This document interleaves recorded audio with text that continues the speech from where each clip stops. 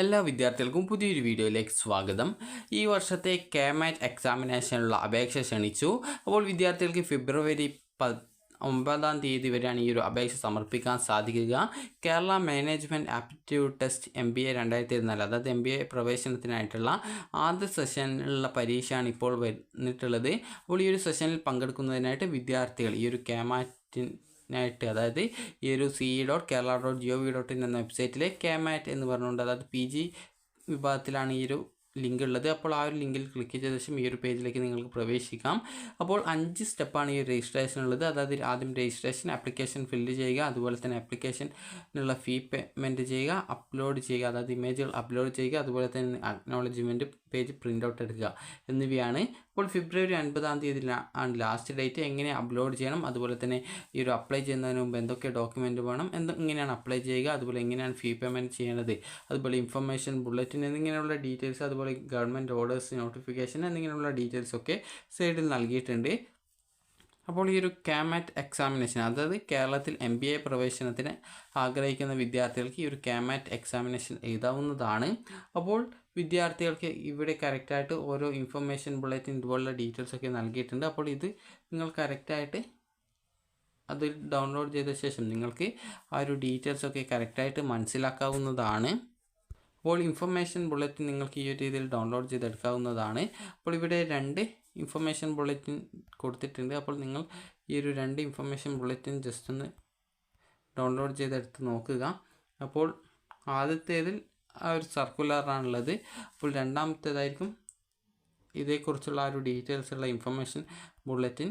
അപ്പോൾ ഇതിലാണ് എത്ര രൂപയാണ് ഫീസ് ഉള്ളത് എന്നുള്ളത് നൽകിയിട്ടുള്ളത്. കെ-മാറ്റ് എക്സാമിനേഷൻ്റെ ജനറൽ കാറ്റഗറിക്കുള്ള ഫീസ് 1000 രൂപയും SC/ST വിദ്യാർത്ഥികൾക്ക് 750 രൂപയുമാണ്. എക്സാമിനേഷൻ 3 ഹവറാണ്. അതുപോലെ എന്തൊക്കെയാണ് എലിജിബിലിറ്റി എന്നുള്ളത് നൽകിയിട്ടുണ്ട്. അതായത് എഡ്യൂക്കേഷൻ ക്വാളിഫിക്കേഷൻ, അതായത് നിങ്ങൾ ഈ ഒരു bachelor degree of minimum 3 years, അതായത് 3 വർഷത്തെ ഡിഗ്രി കംപ്ലീറ്റ് ചെയ്തിരിക്കണം. അതായത് art, science, engineering, commerce, management and equivalent satisfy eligibility criteria, അതായത് ഇതിന് ഇക്വലൻ്റ് ആയിട്ടുള്ള ക്രൈറ്റീരിയ ആ ഒരു കോഴ്സ് പാസ്സായിട്ടുള്ള വിദ്യാർത്ഥികൾക്കും, അത് 3 വർഷത്തെ ഡിഗ്രി പാസ്സായിട്ടുള്ള വിദ്യാർത്ഥികൾക്ക്, അതുപോലെ ഈ ഒരു കോഴ്സുകൾക്ക് ഇക്വലൻ്റ് ആയിട്ടുള്ള ആ ഒരു കോഴ്സുകൾക്കും വിദ്യാർത്ഥികൾക്ക്, ആ പഠിച്ചിട്ടുള്ള വിദ്യാർത്ഥികൾക്കും ഇത് അപ്ലൈ ചെയ്യാം. അതുപോലെ തന്നെ ഈ ഒരു അപേക്ഷ നൽകുന്ന വിദ്യാർത്ഥികൾ ഇന്ത്യനായിട്ടുള്ള, അതായത് ഇന്ത്യക്കാർക്കും അതുപോലെ തന്നെ നോൺ ഇന്ത്യക്കാർക്കും, അതായത് ഇന്ത്യക്കാരല്ലാത്തവർക്കും അപ്ലൈ ചെയ്യാൻ സാധിക്കുന്നതാണ്.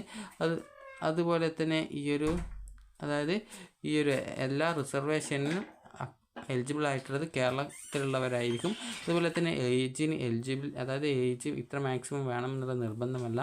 ഇതുപോലുള്ള ഓരോ ഡീറ്റെയിൽസും ഇതിൽ നൽകിയിട്ടുണ്ട്. അപ്പോൾ അതുപോലെ തന്നെ എന്തൊക്കെയാണ് സിലബസ് എന്നുള്ളത് നൽകിയിട്ടുണ്ട്. ഈ ഒരു എക്സാമിനേഷൻ എന്തൊക്കെ സിലബസ് ഉണ്ടാവും എന്നിങ്ങനെയുള്ള ഡീറ്റെയിൽസൊക്കെ നൽകിയിട്ടുണ്ട്. അതായത് quantitative aptitude, data sufficiency and logical reasoning, general knowledge, അതുപോലെ തന്നെ English language usage and reading comprehension എന്നിങ്ങനെ അതായത് ആ ഒരു രീതിയിലുള്ള സിലബസാണുള്ളത്. അതായത് ഈ ഒരു മേഖലയിലുള്ള സിലബസാണുള്ളത്.